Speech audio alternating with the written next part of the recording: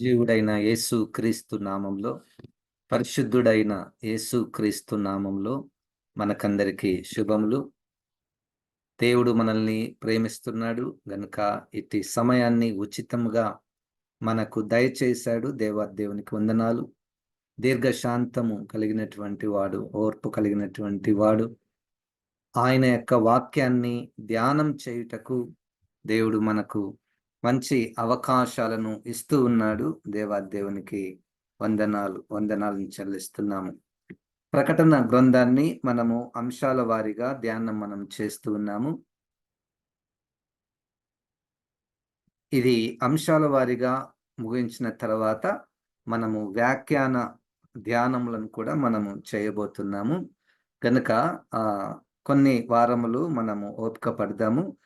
ప్రకటన గ్రంథంలో ఉన్నటువంటి ముఖ్యమైనటువంటి అంశాలు మనము పరిచయం చేసుకుంటున్నాము.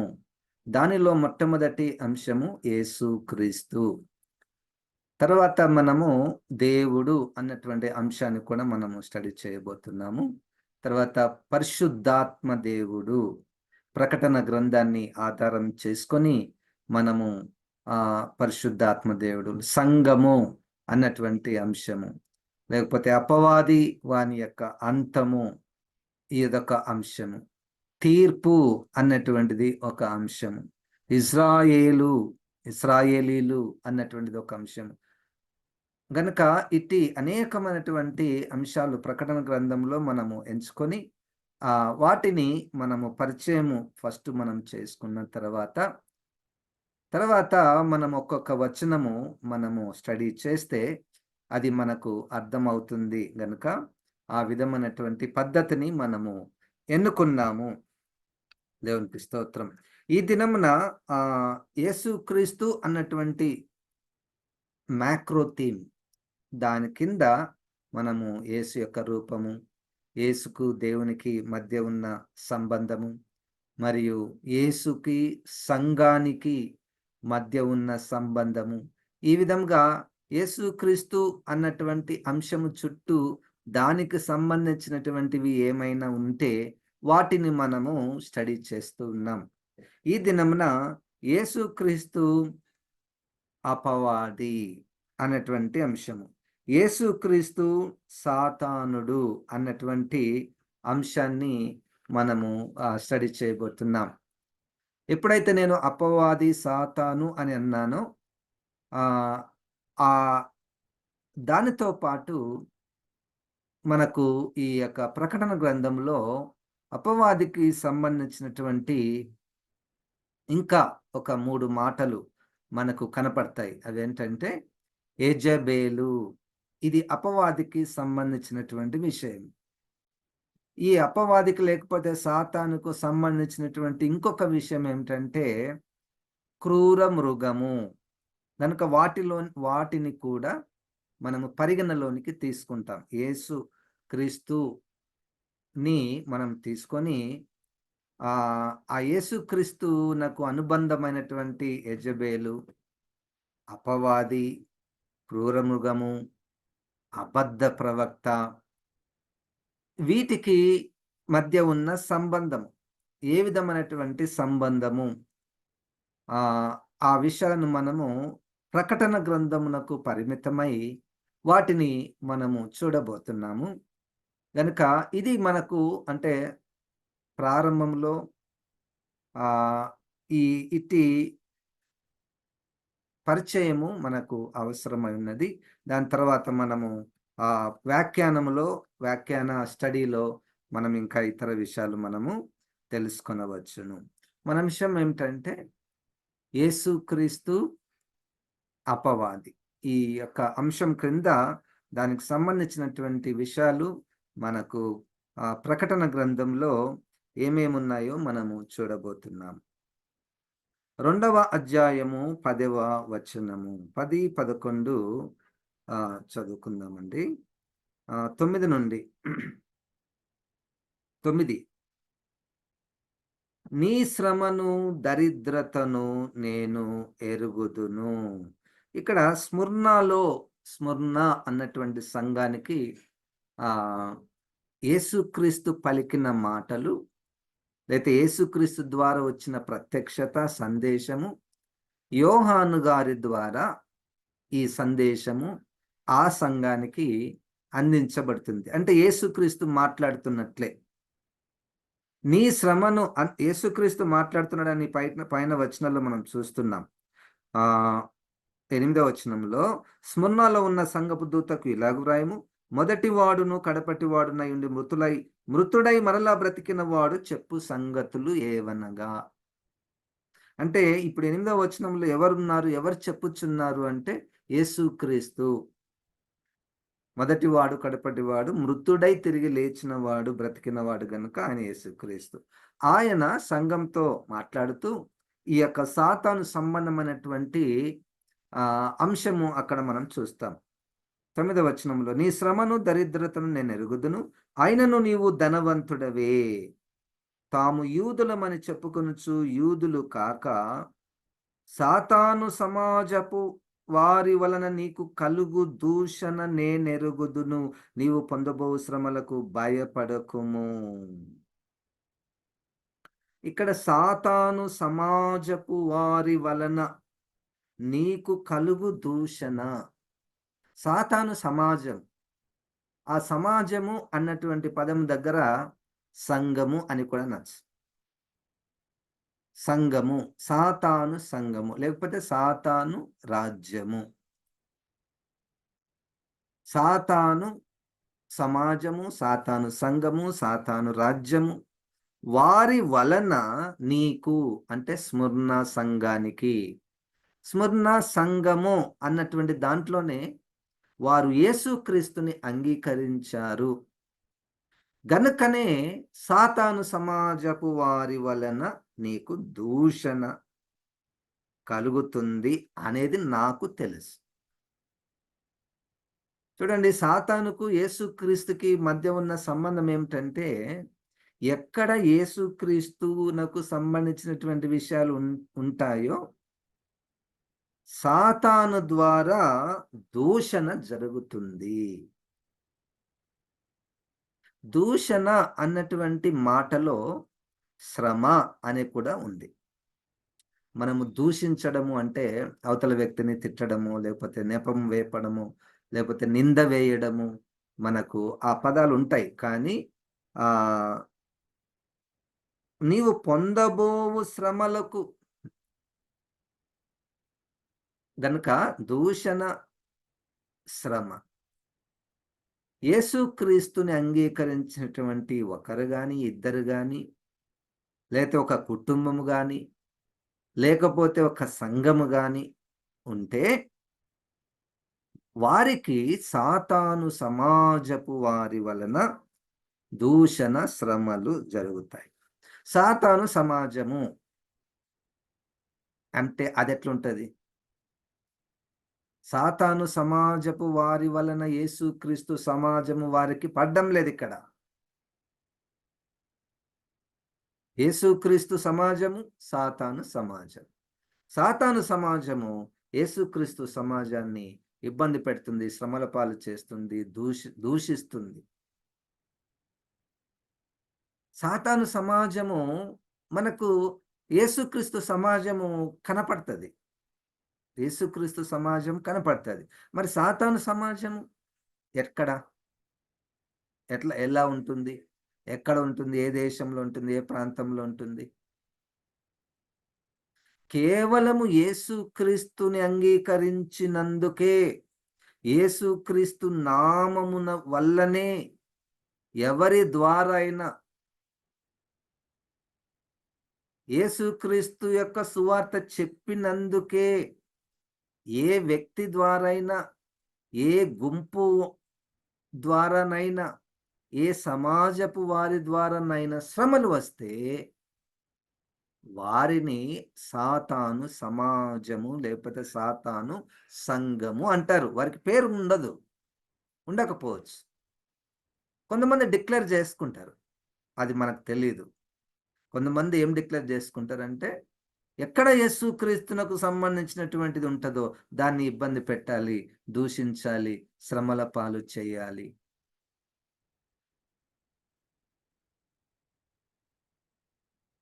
నేనెరుగుదును. యేసుక్రీస్తు అంటున్నాడు. ఇది రెండో విషయం. సరే శ్రమలు పెడుతున్నారు, హింసిస్తున్నారు, దూషిస్తున్నారు. ఇంకా తీవ్రమైనటువంటి స్థాయిలో ఆహ్, చంపుతున్నారు. అయితే రెండో విషయం ఏమిటంటే, ఇట్టి సందర్భములలో యేసుక్రీస్తు అంటున్నాడు, వాడు నిన్ను శ్రమలు చేస్తున్నాడు గదా! అది నాకు తెలుసు. అది నాకు తెలుసు. దేవాతి దేవుడు, సృష్టికర్త ఆయనేమంటున్నాడంటే, సాతాను సమాజపు వారి వలన వచ్చే శ్రమలు నాకు తెలుసు. అంటే ఇక్కడ మనము ఒక పాఠం మనం నేర్చుకోవచ్చు ఏందంటే, ఇప్పుడు సాతాను సమాజం వాళ్ళు ఆహ్, క్రైస్తవులను లేకపోతే సంఘాలను, క్రీస్తు సమాజం వారిని ఇబ్బంది పెడుతున్నప్పుడు, వారి వైపే మన దృష్టి ఉంటది గదా! వాళ్ళెందుకు ఇబ్బంది పెడుతున్నారు? ఎందుకు హింసిస్తున్నారు? ఇప్పుడు రెండో ఈ పాఠమేంటంటే, వీళ్ళు పెట్టే శ్రమలు యేసుక్రీస్తు చూస్తున్నాడు. చూస్తున్నాడంటే మనం చూచినట్టు గాదు దానర్థం. మనం జూడడం వేరే, ఆయన జూడడం వేరే. మనము చూడడం వేరే, ఆయన చూస్తున్నాడు అంటే అర్థం ఏంటంటే 3 విషయాలు. యేసుక్రీస్తు ఈ 2 సమాజాల మధ్యలో క్రీస్తు సమాజము, సాతాను సమాజము ద్వారా వచ్చే శ్రమలను ఈ రెండిటిని చూచినప్పుడు ఆయన మనసులో 3 విషయాలు. ఒకటి, ఇది చెప్పినట్టే జరుగుతుంది. నేను భూలోకంలో ఉన్నప్పుడే జెప్పాను గదా! ఇట్లా జరుగుతదని. చెప్పినట్టే జరుగుతుంది నంబర్ 1. నంబర్ 2, ఈ సాతాను సమాజపు వారు ఇబ్బంది పెట్టినప్పుడు, శ్రమల పాలు చేసినప్పుడు, దూషించినప్పుడు, పరిశుద్ధుల ఓర్పు, సహనము ఇందులో కనబడుతుంది. పరిశుద్ధుల ఓర్పు, సహనము ఈ క్రీస్తు సమాజములో, క్రీస్తు సంఘములో కనబడుతుంది. ఇది కౌంటెడ్. మూడవది, వీరికి బహుమానము. క్రీస్తు సమాజము ఓర్చుకొని, దీర్ఘశాంతం కలిగి, సహనము కలిగి ఉంటుందో, వారికి బహుమానం నేనివ్వబోతున్నాను అనేది చూస్తున్నాడాయన. నాలుగవది, నాలుగవది సాతాను సమాజపు వారికి కూడా ఒక తీర్పు ఉన్నది. ఇవన్నీ నాకు తెలుసు అని అర్థం. యేసుక్రీస్తుకి ఆ సాతాను సమాజం వారికి మధ్య ఉన్న ఈ ఈ సంబంధమంతా కూడా. ఇప్పుడు దీని యొక్క రిలవెన్స్ ఏంటి? మనకేంటి ఇప్పుడు? ఇప్పుడు అది చదువుతున్నాము. యేసుక్రీస్తుకి, అపవాదికి మనం ధ్యానం చేస్తున్నాం. నాకేంటి అంటే, మనము క్రీస్తు సమాజానికి చెందినటువంటి వారము గనుక, సాతాను సమాజపు వారి ద్వారా మనకు దూషణ, శ్రమ తప్పకుండా వస్తాయని యేసుక్రీస్తు చెప్పాడు. వచ్చినప్పుడు యేసుక్రీస్తు ఆయనకు తెలుసిది. We are not alone. సరే. ఇప్పుడు ఇంకా దానికి కలిపి 10వ వచనంలో, రెండవ అధ్యాయము 10వ వచనంలో చూడండి. ఈ ప్రకటన 2, 3 అధ్యాయాలలో 7 సంఘాలున్నాయి కదా! 7 సంఘాలలో 2 సంఘాలను 2 సంఘాలలో ఏ తప్పిదము లేనట్టు ప్రభువైనటువంటి యేసుక్రీస్తు చూసాడు. మిగిలినటువంటి సంఘాలలో ఎఫెసు సంఘంలో ఒక తప్పిదము, తర్వాత ఎఫెసు, పెర్గమ సంఘము, తుయతైర సంఘము, వీటిలలో సార్దిస్ సంఘము, లవొదొకయ సంఘము, వాటిలో ఒకటో, రెండో, మూడో, నాలుగో తప్పిదాలున్నాయి. కానీ ఏ తప్పిదము లేనటువంటి స్ముర్ణ సంఘము, ఫిలదెల్ఫియా సంఘాలు 2 ఉన్నాయి. ఇప్పుడు ఈ స్ముర్ణ సంఘంలో ఏ తప్పిదము లేదు. అయినా జాగ్రత్త చేస్తున్నాడు. జాగ్రత్త, మీరు 100/100 మార్క్స్ వచ్చినట్టు కాదు. వచ్చినాయి ఇప్పటికైతే. మళ్ళా తగ్గకుండా చూసుకోండి. ఎందుకంటే అట్లా ఉంది శ్రమ. శ్రమ, శోధన. రైట్. 10వ వచనం, స్మరణ సంఘంతో యేసుక్రీస్తు మాట్లాడుతూ, ఇదిగో మీరు శోధింపబడినట్లు అపవాది మీలో కొందరిని చెరలో వేయింపబోవుచున్నాడు. 10 దినములు శ్రమ కలుగును, మరణము వరకు నమ్మకముగా ఉండుము, నేను నీకు జీవ కిరీటం ఇచ్చేదను. వచ్చింది. ఈ యేసుక్రీస్తు, మన మన అంశం యేసుక్రీస్తు అపవాది కదా. అయితే అపవాది మీలో కొందరిని చెరలో వేయింపబోచున్నాడు. అమ్మ, యేసుక్రీస్తే చెప్పేశాడు. వాడు ఏస్తాడు మిమ్మల్ని. అంటే ప్రభువా, మరి నువ్వు మమ్మల్ని రక్షించవా? నిన్నే నమ్ముకున్నాం గదా! మరి మేము చెరలో పోకుండా ఉండాలంటే ఏం జేయాలి?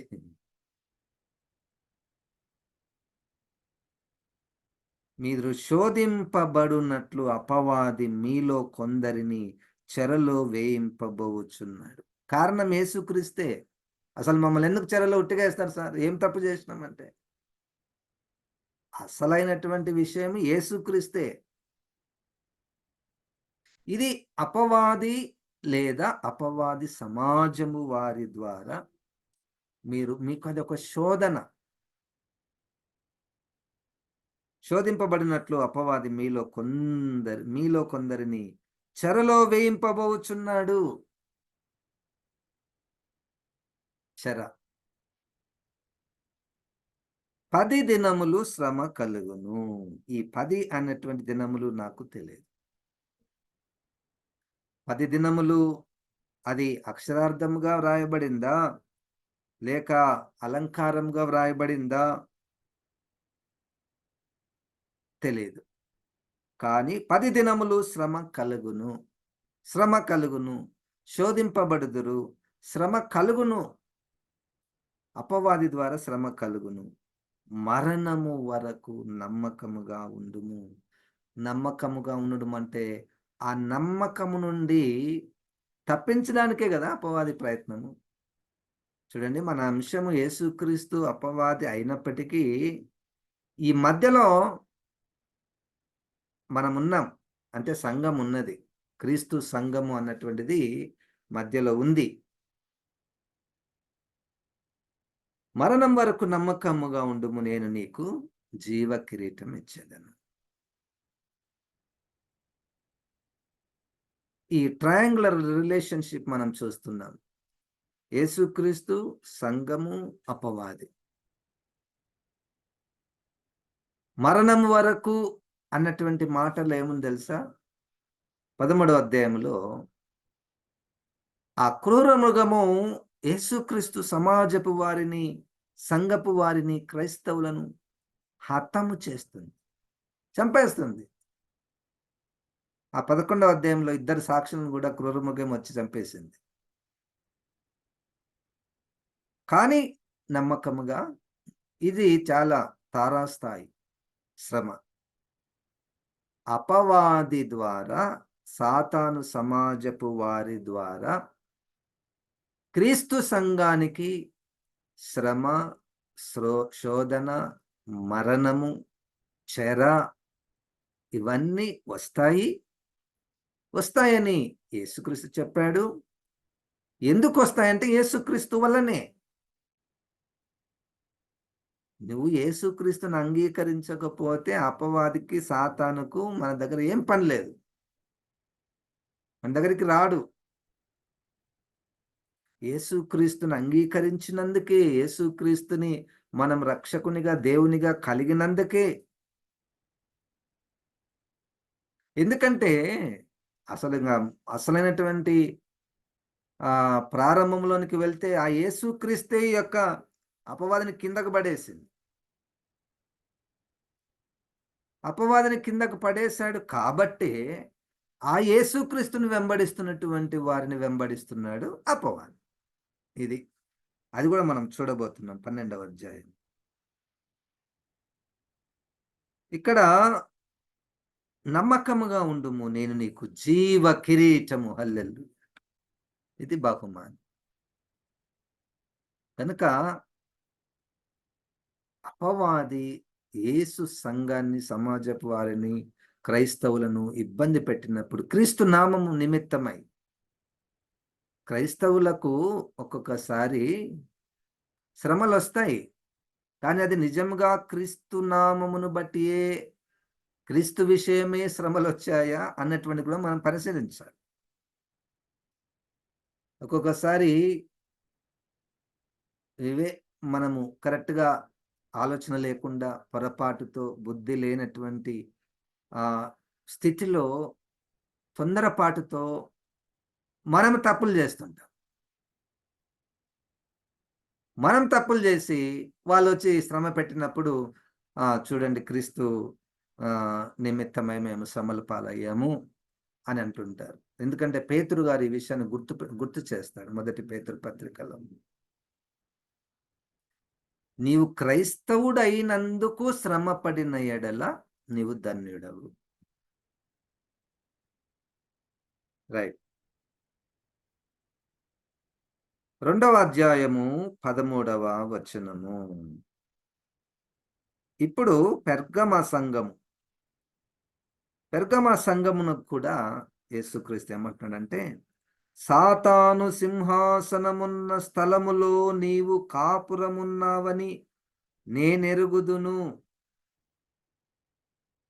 మరియు సాతాను కాపురమున్న ఆ స్థలములో నా యందు విశ్వాసి అయ్యుండి నన్ను గూర్చి సాక్షి అయిన అంతిపయ అనువాడు మీ మధ్యను చంపబడిన దినములలో నీవు నా నామమును గట్టిగా చేపట్టి నా యందలి విశ్వాసమును విసర్జింపలేదని నేను ఎరుగుదును.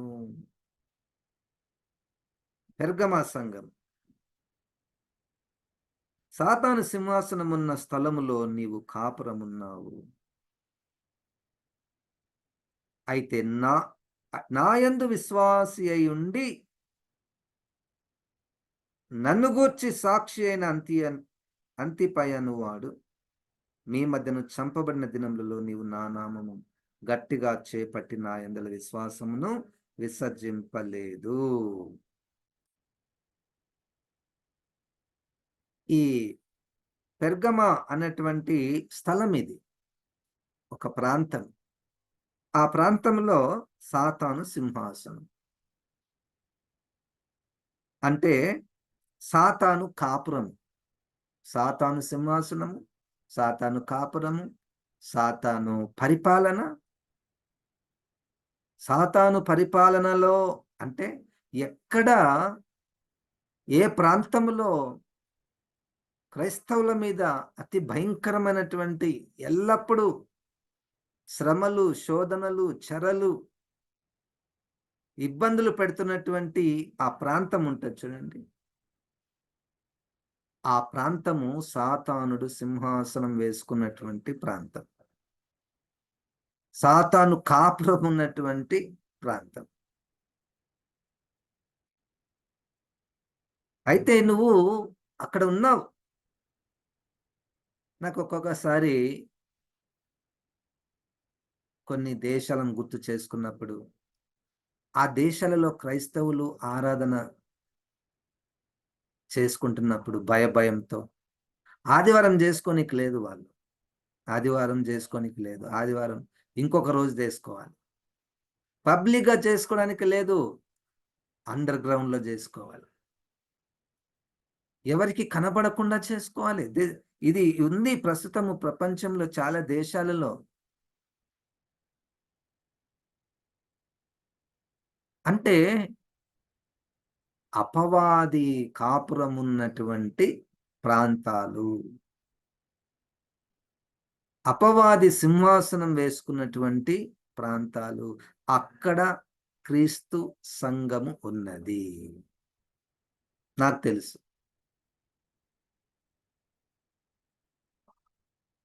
మనం ఎంత సురక్షితంగా మనము దేవుణ్ణి ఆరాధించగలుగుతున్నాం కదా. మనకేం భయం లేదు. సాతానుడు ఇక్కడ ఏమి అంత కాపురం పెట్టలేదు. సాతాను సింహాసనము. మనము ఆహ్, నేనున్నటువంటి స్థలంలో అటువంటిది ఏం లేదు. నా యందు విశ్వాసి అయ్యుండి నన్ను గూర్చి సాక్షి అయిన అంతిపయ అనువాడు మీ మధ్యన చంపబడిన దినములలో. చూడండి వచ్చిందా?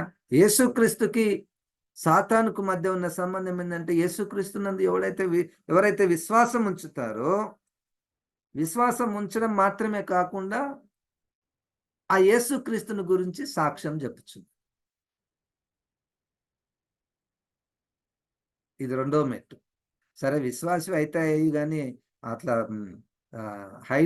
ఏమంటారు, దాచుకొని ఉంటే అయిపోతది గదా! ఎవరికి తెలియకుండా క్రైస్తవుడిగా ఉంటే అయిపోతది గదా! సాక్షి అయి ఉండుట. ఇది చాలా ముఖ్యమైనటువంటి విషయం. సాక్షి అయి ఉండుట. ఎందుకంటే 12వ అధ్యాయంలో సాక్ష్యమును బట్టి అపవాదిని జయిస్తారు. అపవాదిని వారిని జయించిరి. రైట్. సో, అక్కడ అంతిపయ అనువాడు యేసుక్రీస్తునందు విశ్వాసం ఉంచినందుకు ఈ సాతాను కాపురం ఉన్నటువంటి అక్కడ ఆ ప్రాంతంలో వచ్చి ఆయనను చంపేశారు. మన సంఘంలో ఒకరిని చంపితే మన ప్రతిస్పందన ఎట్లుంటది? చంపితే నాకు తెలిసి నా అనుభవంలో నేనెప్పుడు చూడలేదు. నా సంఘంలో ఉన్నటువంటి వ్యక్తిని సాతాను సమాజపు వారు వచ్చి చంపడం. మీ మధ్యను చంపబడిన దినములలో నీవు నా నామము గట్టిగా చేపట్టి నా యందలి విశ్వాసమును విసర్జింపలేదు. ఒకవేళ ఆ టైంలో వచ్చి నువ్వు యేసుక్రీస్తును అంగీకరించావా అంటే యెస్. గట్టిగా చేపట్టి అంతం వరకు, మరణం వరకు నమ్మకంగా ఉన్నావు. పెర్గమా సంగమా. Very good. అన్ని శ్రమలలో కూడా నువ్వు నీ విశ్వాసాన్ని దాచుకోలేదు. నన్ను విసర్జింపలేదు. అది నాకు తెలుసు. నేనెరుగుదును. అంటే ఇప్పుడు ప్రస్తుతం మనం మాట్లాడుతున్న సమయానికి యేసుక్రీస్తు ఈ భూమిపై ఉన్నటువంటి ప్రతి క్రైస్తవ గుంపును చూస్తున్నాడు. అట్లే అపవాది కూడా తిరుగుచున్నాడు. వాని చూస్తున్నాడు. వాడు ఏ విధంగా సంఘమును, క్రైస్తవులను దూషిస్తున్నాడో, శ్రమల పాలు చేస్తున్నాడో, జైలు పాలు చేస్తున్నాడో, చంపుతున్నాడో వాడు చూస్తున్నాడు. అప్పుడు యేసుక్రీస్తు, నేను ఇంతకుముందు చెప్పాను కదా 4 విషయాలు. ఈ 4 విషయాలు ఆయన మనసులో ఉన్నాయి. జరగని. మనం అనుకుంటాము ఎప్పుడైనా సాతాను ద్వారా శ్రమ వస్తే వెంటనే యేసుక్రీస్తు వచ్చి మనల్ని విడిపించి, మనల్ని చెరలోనికి పోకుండా, శ్రమల పాలు కాకుండా, మరణం కాకుండా యేసుక్రీస్తు చేసి ఉంటే బాగుంటుండే అని మనకు అనిపిస్తది. కానీ దేవుని యొక్క నిత్య ప్రణాళికలలో ఎవని క్రియల చొప్పున వానికి తీర్పునిచ్చుటకు ఆయనకు ఒక ప్రణాళిక ఉన్నది.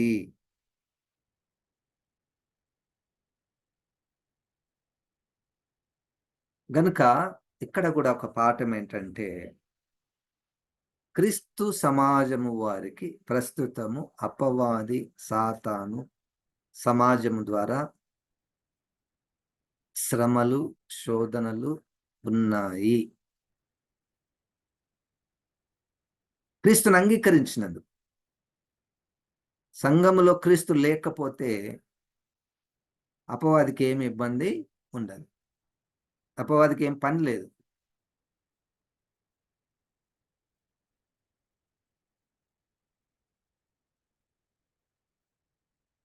మనము యేసుక్రీస్తుకి అపవాదికి మధ్య ఉన్న సంబంధాన్ని మనము స్టడీ చేస్తున్నాం. యేసుక్రీస్తుకి అపవాదికి లేదా సాతానికి మధ్య ఉన్న సంబంధాన్ని ప్రకటన గ్రంథంలో మనం చూస్తున్నాము. ప్రకటన గ్రంథము 2వ అధ్యాయము 20వ వచనము. ఈ సందర్భం ఏమిటంటే, యేసుక్రీస్తు తుయతైరా అన్నటువంటి సంఘంతో మాట్లాడుతున్నాడు. అయినను నీ మీద తప్పు ఒకటి నేను మోపవలసినది, ఏమనగా తాను ప్రవక్త్రినని చెప్పుకొనుచున్న యెజెబెలను స్త్రీని నీవుండనిచ్చుచున్నావు. జారత్వం చేయుటకును విగ్రహములకు బలి ఇచ్చిన వాటిని తినుటకును అది నా దాసులకు బోధించుచు వారిని మోసపరుచుచున్నది. మారు మనసు పొందుటకు నేను దానికి సమయం ఇచ్చి తిని గాని అది తన జారత్వము విడిచిపెట్టి మారు మనసు పొందనొల్లదు. ఇదిగో నేను దానిని మంచము పెట్టించి దానితో కూడా వ్యభిచరించువారు దాని క్రియల విషయమై మారు మనసు పొందితేనే గాని వారిని బహు శ్రమల పాలు చేతును. దాని పిల్లలను నిశ్చయముగా చంపెదను. అందువలన అంతరింద్రియములను హృదయములను పరీక్షించువాడను నేనే అని సంఘములన్నీ తెలుసుకొనును. మరియు మీలో ప్రతి వానికి వాని క్రియల చొప్పున ప్రతిఫలము ఇచ్చెదను. 24 అయితే తుయతైరులో కడమవారైన మీతో అనగా ఈ బోధను అంగీకరింపక సాతాను యొక్క గూఢమైన సంగతులను ఎరుగము అని చెప్పుకుని వారందరితో నేను చెప్పునదేమనగా మీపైని మరి ఏ భారమును పెట్టను.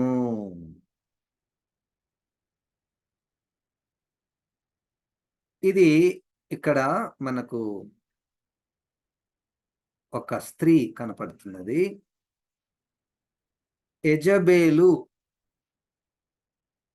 ఈ యెజబెలు అనేటువంటి మాట మనకు పాత నిబంధనలో మొదటి రాజుల గ్రంథంలో ఆహాబు ఇశ్రాయేలు రాజు ఈ స్త్రీని వివాహం చేసుకున్నట్టు, ఈ స్త్రీ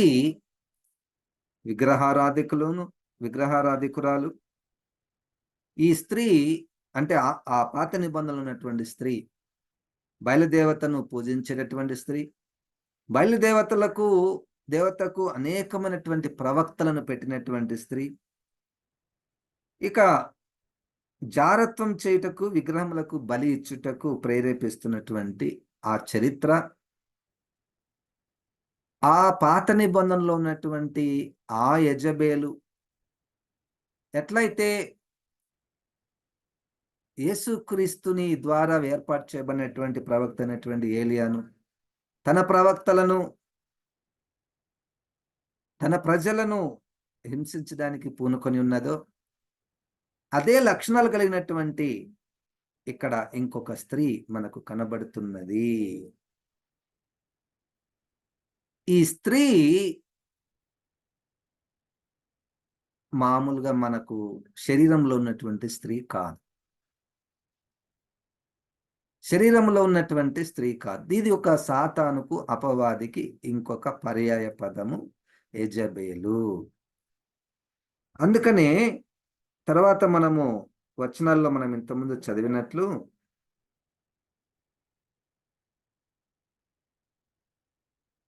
కొంతమంది ఈ తుయతైరలో ఈ బోధను అంగీకరింపక, ఈ బోధ అంటే బోధిస్తుంది యెజబెలు అపవాది, జారత్వము చేయండి, విగ్రహాలకు అర్పించిన వాటిని మీరు తినండి అని బోధిస్తుంటే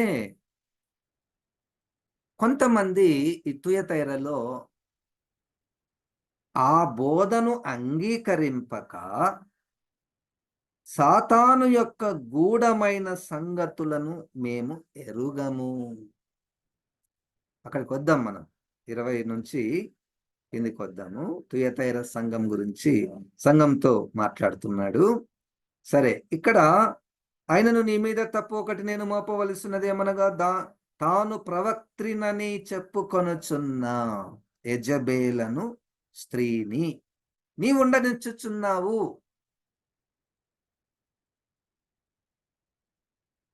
నువ్వు ఉండనిచ్చుచున్నావు. ఎక్కడుంది మా సంఘంలో అటువంటిది? స్త్రీ యెజబెల్ అనేటువంటి పేరు ఎవరికి లేదే. ఇక్కడ స్త్రీ పురుషులు కాదు. ఇక్కడ ఇట్స్ ఇది సాతాను. సాతాను ఒక స్పిరిట్. సాతాను ఒక వరల్డ్ వ్యూ. సాతాను ఒక విశ్వాసం. సాతాను సమాజం ఒకటి ఉన్నది. సరే, ఇంతకుముందు ఆ బయటోడు వచ్చి ఎవరో మనల్ని ఇబ్బంది పెట్టిండ్రు, జైల్లో వేసిండ్రు, అది వేరే విషయం. ఇప్పుడు ఇంటిలోనే ఉంది. ఈ సంఘంలో, ఈ క్రీస్తు సమాజములోనే కొంతమంది ఉండనిస్తున్నారు. అరే జాగ్రత్త, ఏం తప్పయా? సుప్రీంకోర్టే ఇచ్చింది.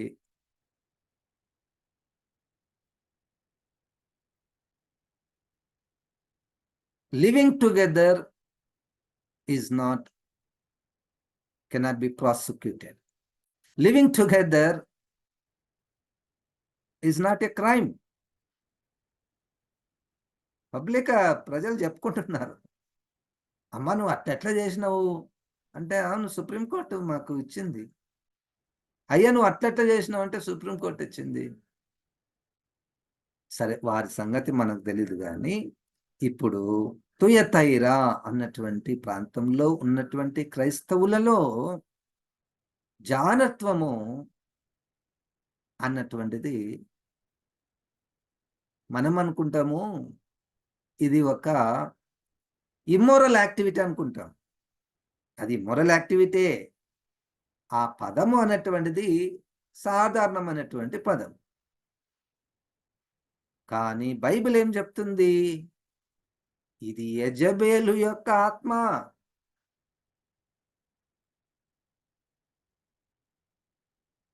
విగ్రహాలకు బలి ఇచ్చినటువంటి వాటిని తినుటకు అది నా దాసులకు బోధించుచు వారిని మోసపరచుచున్నది. ఏమైతుంది సార్ విగ్రహాలు తింటే?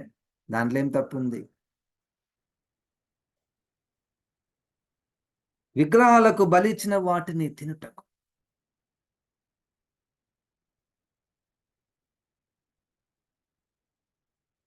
అది నా దాసులకు బోధించుచు వారిని మోసపరచుచున్నది. సరే, ఎవరి విశ్వాసం వాళ్ళది, వాళ్ళని ఏం చేస్తున్నారో మనకేం తెలుసు అన్నటువంటిది ఒక స్టేజ్.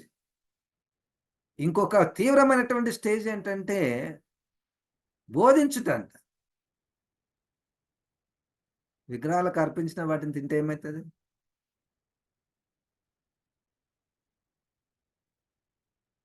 జాగ్రత్తం చేస్తే ఏమవుతుంది?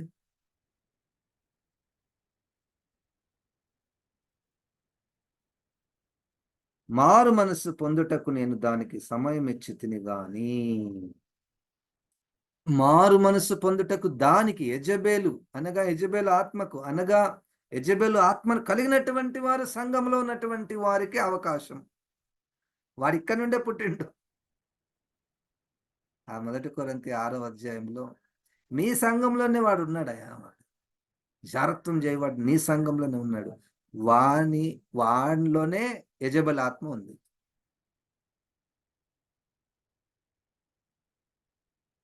పౌలు గారి ద్వారా వానికి సువార్త చెప్పండి, సమయం ఇవ్వండి, బుద్ధి చెప్పండి. సమయం ఇచ్చి తిని అది తన జారత్వం విడిచిపెట్టి మారు మనస్సు పొందనొల్లదు.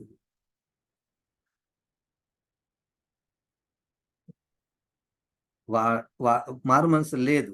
సరే, అయితే ఏం చేయాలి? 22వ వచనం, ప్రకటన గ్రంథము 2:22. ఇదిగో నేను దానిని మంచము పట్టించి దానితో కూడా వ్యభిచరించు వారు దాని క్రియల విషయమై మారు మనస్సు పొందితేనే గాని వారిని బహు శ్రమల పాలు చేతుము.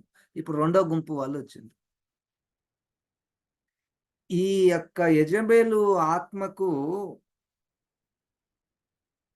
ఆత్మతో కలిసినటువంటి వారు ఎంతో మంది ఉన్నారు.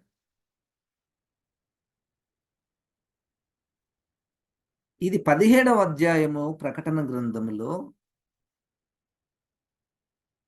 దీని యొక్క రూపం మనకి ఇంకా బాగా కనపడుతుంది. అది ఇప్పుడు ఒక్కసారి చదివి మనం ముందుకు వెళ్దాము. 17వ అధ్యాయము ప్రారంభ వచనంలో రెండవ వచనం.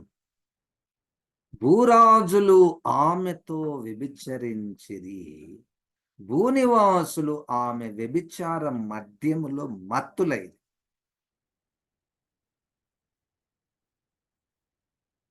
భూరాజులు ఆమెతో వ్యభిచరించిరి. చూడండి, వ్యభిచారము, జారత్వము అన్నటువంటిది శరీర సంబంధముగా ఒక విషయం, ఆత్మ సంబంధముగా మరొక విషయం.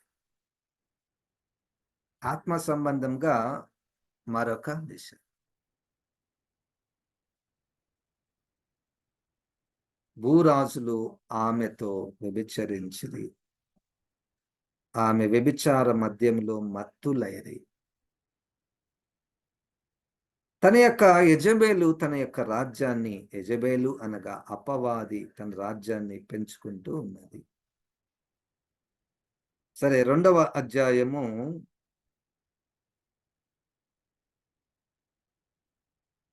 ప్రకటన గ్రంథము 2వ అధ్యాయము 20.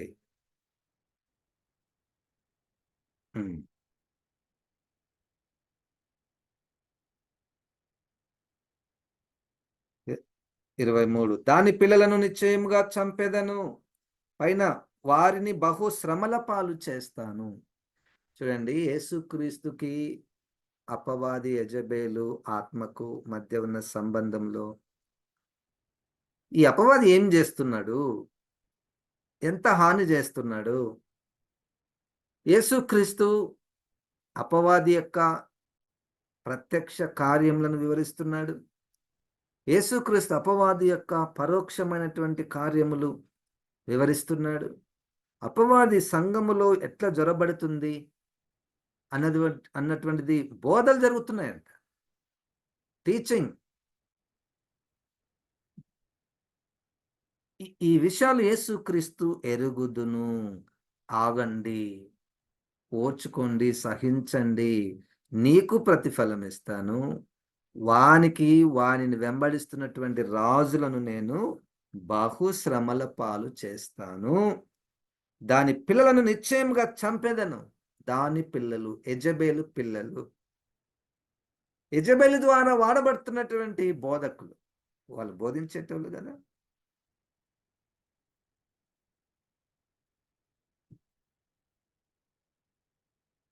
అందువలన అంతరింద్రియములను హృదయములను పరీక్షించువాడని నేనే అని సంఘములన్నీ తెలుసుకొనును.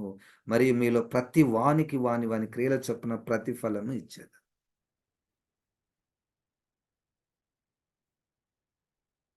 సంఘంలో కొంతమంది చూచినప్పుడు ఆ సంఘంలో ఉన్నటువంటి వారికి ఒక గొప్ప విపత్తు వచ్చేసి చనిపోతారు. వాళ్ళు చనిపోయిన తర్వాత ఈ మిగతా క్రైస్తవులు అరే ఎట్లయింది, ఏమైంది,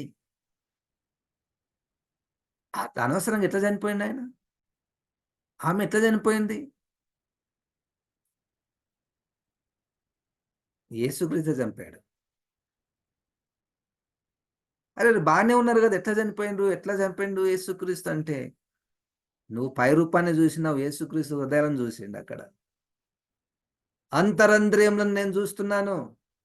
మీ సంఘంలో ఎవరెవరు ఏ బోధలు బోధిస్తున్నారు, ఏ యెజెబెలు ఆత్మను కలిగి జారత్వం చేయడానికి, విగ్రహాలను బలిచ్చినటువంటి వాటిని తినడానికి, ఇక ఎన్నో కార్యాలు చేస్తున్నారో వారిని నేను శ్రమల పాలు చేస్తాను.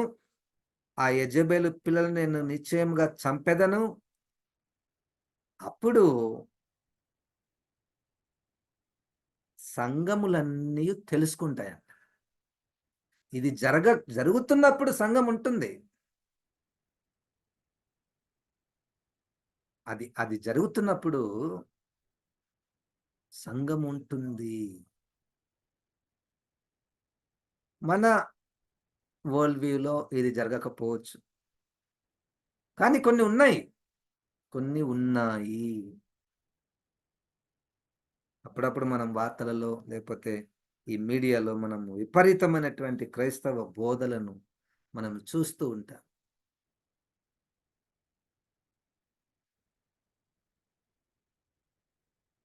24 వచనం. అయితే తుయతైరలో కడమ వారైన మీతో అనగా ఈ బోధను అంగీకరింపక సాతాను యొక్క గూఢమైన సంగతులను ఎరుగమని చెప్పుకొని వారందరితో నేను చెప్పుచున్నదేమనగా మీపైని మరి ఏ భారమును పెట్టను, బహుమానము. అయితే ఇక్కడ ఈ బోధ మాకు వద్దు, ఇది తప్పు అన్న సంఘస్థులు ఉన్నారు, అన్న క్రైస్తవులు ఉన్నారు, అన్న క్రీస్తు గుంపు వారు ఉన్నారు, క్రీస్తు సమాజం వారు ఉన్నారు. ఇది తప్పు, ఇది మేము అంగీకరించం. నువ్వు ఎన్నైనా చెప్పు, ఏ రాజ్యాంగంలో ఎన్ని మార్పులు వచ్చినా మేము దీన్ని అంగీకరించము. అదేంటయ్యా, కాలానుసారంగా నువ్వు మారాలి. బైబిల్ ఎప్పుడెప్పుడో 2000 సంవత్సరాల క్రితం జరిగిన విషయాలు ఎప్పుడెప్పుడో వందల సంవత్సరాల కిందట ఇది రాశారు. అప్పుడున్న సందర్భం వేరే, ఇప్పుడున్నటువంటి సందర్భం వేరే. కాలానుకూలంగా మనము వెళ్ళాలి అన్నటువంటి బోధలు వచ్చేస్తాయి. ఇవి చాలా చిన్నవి. మీరు ఇంకా అది చేయకూడదు, ఇది చేయకూడదు అని ఏం బోధిస్తారు మీరు? విగ్రహాలకు అర్పించినటువంటి వాటివి భోజన పదార్థాలే కదా, తినేస్తే అయిపోతుంది కదా. దానికి కూడా బైబిల్లో ఒకటి మనకు సపోర్టింగ్ వచనం కూడా దొరుకుతుంది కదా.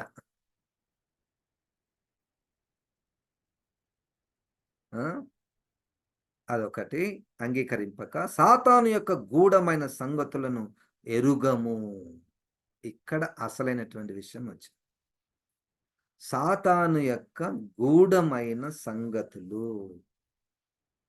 అంటే, ఇప్పుడు సాతానుడు సంఘంలోనికి ఎట్లా ప్రవేశిస్తున్నాడంటే, it comes to church in terms of a mystery. అంటే ఆ గూఢమైన సంగతులు అంటే దాంట్లో ఒక అద్భుతాలు ఉంటాయి. సాతాను గూఢమైన సంగతులు తెలుసుకోవాలని ప్రజలు ఇష్టపడతారు. ఎందుకంటే దాంట్లో ఒక శరీరాన్ని తృప్తిపరచుకోవడానికి, శరీర కోరికలు నెరవేర్చుకోవడానికి ఆ యొక్క బోధలు, ఆ యొక్క గూఢమైన సంగతుల కొరకు ప్రజలు ప్రాకులాడతారు. నేను ఇంతకుముందు చాలా దినముల కిందట ఒక స్టోరీ నేను అక్కడక్కడ చెప్తూ ఉంటాను. అది ఒకటి ఇంగ్లీష్లో ఒక నావల్ రాశారు. ఆ నావల్ పేరు ఏం పేరంటే డాక్టర్ ఫాస్టస్.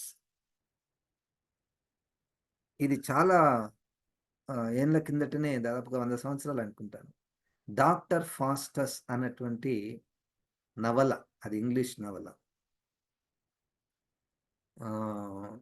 క్రిస్టఫర్ మార్లో ఎవరు ఆథర్ నాకు గుర్తులేదు, కానీ ఆ టైటిల్ మాత్రం డాక్టర్ ఫాస్టస్. డాక్టర్ అన్నటువంటి ఆ బిరుదు ఎందుకు పెట్టాడంటే, ఈ రైటర్ ఆయన 4 ఏరియాస్లలో డాక్టరేట్ చేస్తాడు. లాలో డాక్టరేట్ చేస్తాడు, మెడిసిన్లో డాక్టరేట్ చేస్తాడు, థియాలజీలో డాక్టరేట్ చేస్తాడు, ఇంకొకటి సమ్ లాజిక్లో డాక్టరేట్ చేస్తాడు, అది నాకు గుర్తుకు లేదు. 4 డాక్టరేట్లు చేస్తాడు. చాలా పేరు సంపాదిస్తాడు. తను జీవించినటువంటి కాలంలో ఆయనకున్నటువంటి జ్ఞానం ఇంకా ఎవరికి లేదు. అయితే ఆ కొంతకాలానికి ఆయనకు తనకొస్తున్నటువంటి గౌరవము, తనకొస్తున్నటువంటి పేరు ప్రఖ్యాతులు, ధన సంపదల మీద ఆయనకు తృప్తి ఉండదు. ఆయనకు ఒకరోజు ఒక తలంపు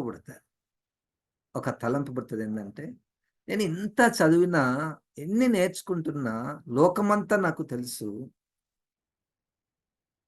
is there any study, is there any research, is there any doctorate through which I can I want the things which are not there, or what comes to my mind, what my mind desires should happen. అంటే నా మనస్సులో ఏ కోరిక పుడుతుందో అది జరగాలి అని. అది జరగడానికి ఏమన్నా కోర్సెస్ ఉన్నాయా? ఏమన్నా స్టడీ ఉందా? ఏదైనా డాక్టరేట్ ఉందా? ఆ డాక్టరేట్ చదివిన తర్వాత నేను కళ్ళు మూసుకొని ఇక్కడ 10 కేజీల బంగారు ఉండాలి అని కళ్ళు తెరిస్తే అక్కడ 10 కేజీల బంగారు ఉండాలి. అటువంటిది ఏమన్నా ఉందా అని ఆయన సెర్చ్ చేస్తుంటారు. నేను చదువుతా, ఇన్ని చదివినాను, అది కూడా చదువుతా నేను. చివరికి ఒక వ్యక్తి ద్వారా ఆయనకు, అయ్యా ఉంది, ఒకటుంది, దాని పేరు నేక్రోమాన్సీ అంటారు. నేక్రోమాన్సీ అంటే అర్థం ఏంటంటే బ్లాక్ మ్యాజిక్. బ్లాక్ మ్యాజిక్ అన్నటువంటి కోర్సులో నువ్వు జాయిన్ అయితే నువ్వు అనుకున్నది జరుగుతుంది. నువ్వు మనసులో ఏమేమి అనుకుంటే అక్కడ జరుగుతుంటది. ఆ నవలలో రాశారు. ఒకటి తర్వాత ఈయన కోర్సు చేసిన తర్వాత ఈయన ఒక చర్చిలోకి పోతాడు. చర్చిలోకి పోయి అక్కడ పాస్టర్స్ ఉంటారు. ఈయన ఏమనుకుంటాడు తెలుసా? ఈ పాస్టర్ పోయి ఆ పాస్టర్ని కొట్టాలా అని అనుకుంటాడంట. పోయి వాళ్ళు ఒక పాస్టర్ గారు పోయి ఇంకొక పాస్టర్ మీద పడి కొట్టుకుంటుంటారు వాళ్ళు. ఈయన నవ్వుకుంటుంటాడు. అబ్బా, ఏమి స్టడీ, ఏం కోర్స్ ఇది, నేక్రోమాన్సీ. ఈ స్టడీ చేసిన తర్వాత ఆయన ఇంకోటి కోరుకుంటాడు. అంటే చాలా ఉన్నాయి ఆ నవల్లో, నేను జస్ట్ గుర్తుకొచ్చినే చెప్తున్నా. ఆయన ఏం కోరుకుంటాడంటే, ఇవన్నీ నేను ఎందుకు చెప్తున్నానంటే, గూఢమైనటువంటి స్టడీస్ కొన్ని ఉన్నాయి, అవి జరుగుతాయి, అవి జరుగుతాయి. దానిని కొంతమంది తెలుసుకోవడానికి ఇష్టపడతారు. నాకు నేర్పి వాని సంగతి చూడాలి, ఆమె సంగతి చూడాలి, నేను ఏం చేస్తే వాళ్ళని పగ తీర్చుకోవచ్చు అంటే ఇదొకటి ఉంది సార్, ఇదొకటి చేస్తే మనం వాళ్ళ మీద ఏమైనా చేయొచ్చు అన్నటువంటివి ప్రస్తుతము మనకు తెలిసినటువంటివి ఉన్నాయి. నేను చెప్పేది నవల, అది జరిగిందో లేదో మనకు తెలియదు. అయితే ఆ ఫాస్టస్ అనేటువంటి వ్యక్తికి ఈ యొక్క కోర్సులో జాయిన్ కావాలి. అయితే అక్కడ ఇద్దరు ముగ్గురు ఆయనను వెల్కమ్ చేసి కాలేజీకి పోతాడు కదా. కాలేజీకి పోయిన తర్వాత అయ్యా రిజిస్ట్రేషన్, నువ్వు అప్లికేషన్ పెట్టుకోవాలి, ఈ కోర్సులో జాయిన్ కావాలంటే అప్లై చేస్తాడు. అన్ని రాసిన తర్వాత సిగ్నేచర్ పెట్టాలి. సిగ్నేచర్ ఎట్లా పెట్టాలంటే నీ రక్తంతో పెట్టాలి. నీ రక్తంతో పెట్టాలి. అప్పుడు దేవునికి సంబంధించినటువంటి దూతలు ఈయనకు సహాయం చేస్తే వచ్చి, వద్దు, ఒక్కసారి నువ్వు సైన్ పెట్టినవనుకో నీ కంట్రోల్లో నువ్వు ఉండవు, మళ్ళీ బయటకు వచ్చేది ఉండదు. ఒక్కసారి ఆలోచన చేయి, నీవు అనుకుంటున్నావు ఇది గూఢమైనటువంటి సంగతి, దీని ద్వారా నువ్వు చాలా సంతోషపడతావని అనుకుంటున్నావు, అది జరుగుతుంది, కానీ నీ యొక్క అంతం నీకు తెలియడం లేదు. మణికట్టు మీద ఆయన ఒక సిగ్నేచర్ పెడతాడు. పెట్టిన తర్వాత ఇక స్టార్ట్ అవుతుంది సంతోషం. ఇక స్టార్ట్ అవుతాయి మిరాకిల్స్, అద్భుతాలు స్టార్ట్ అవుతాయి. ఆ అద్భుతంలో ఇంకొక అద్భుతం ఏం తెలుసా? ఒకరోజు ఆయన అనుకుంటాడు, భూమి పుట్టినప్పటి నుండి ఇప్పటి వరకు, అంటే ఆయన నివసించిన సమయం వరకు అతి అందమైన స్త్రీని నేను చూడాలి.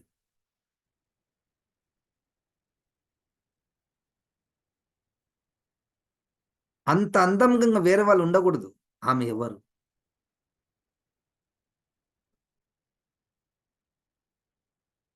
ఆమె ఎవరు అని ఈయన కోర్స్ నేర్చుకున్నాడు కదా, దీంట్లో జాయిన్ అయ్యాడు కదా, ప్రత్యక్షమైతే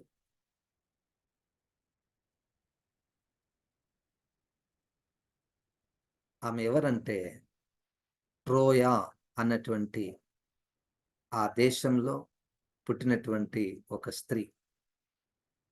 అట్లా అట్లా అట్లా అనుకుంటేనే అట్లా జరుగుతుంటాయి అవి. ఇక వాని అంతము నరకంలో ఉంటుంది. అది పెద్ద స్టోరీ. మీకు ఒకవేళ వీలైతే అది చదవండి. అది బైబిల్‌కి సంబంధించినటువంటి స్టోరీయే. అదంతా ఎందుకు చెప్పవలసొచ్చిందంటే, సాతాను గూఢమైన సంగతులు మాకు వద్దు. మాకు తెలవసరది అన్నవాళ్ళు మీలో కొంతమందున్నారు. వారికి నేను బహుమానమునిస్తాను. మీ పైని గూఢమైన సంగతులను ఎరుగము అని చెప్పుకొని వారందరితో నేను ఏమనగా మీ మీ పైన మరి ఏ భారమును పెట్టను.